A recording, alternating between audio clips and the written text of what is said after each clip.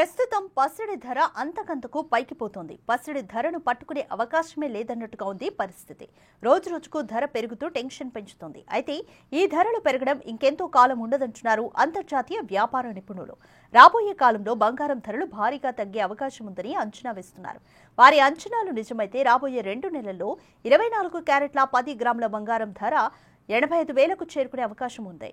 ప్రస్తుతం 98,000గా ఉన్న ఈ ధర అమాంతం పడిపోతుందంటే కాస్త నమ్మేలా లేకపోయినా అదే జరిగే అవకాశం ఉందంటున్నారు నిపుణులు.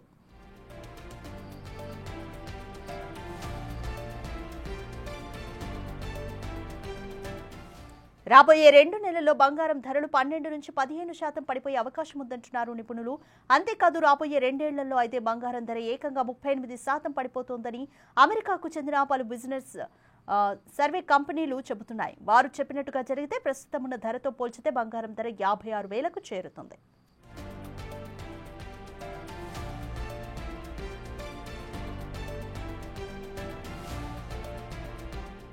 మరోవైపు అంతర్జాతీయంగా ప్రస్తుతం ఉన్న పరిస్థితులు చూస్తుంటే గోల్డ్ కు డిమాండ్ ఎక్కువగా ఉంది.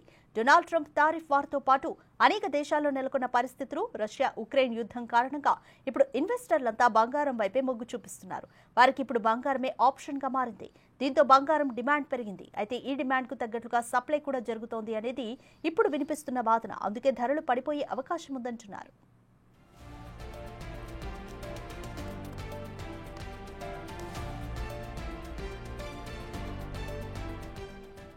ధరలు తగ్గడానికి మరో కారణం కూడా చెబుతున్నారు. ఈ ఏడాదిలో ఇప్పటికే 34% బంగారం ధరలు పెరిగాయి. దీంతో అమ్మకాలు భారీగా తగ్గాయి. గడిచిన 15 రోజుల సంగతి చూసుకుంటే ఏకంగా 30% అమ్మకాలు పడిపోయాయి. ఎగ్జాక్ట్గా చెప్పాలంటే ఏకంగా 1600 కిలోల బంగారం తక్కువగా అమ్ముడుపోయింది. ఇది కూడా బంగారం ధర తగ్గేందుకు కారణమయ్యే ఛాన్స్ ఉందంటున్నారు.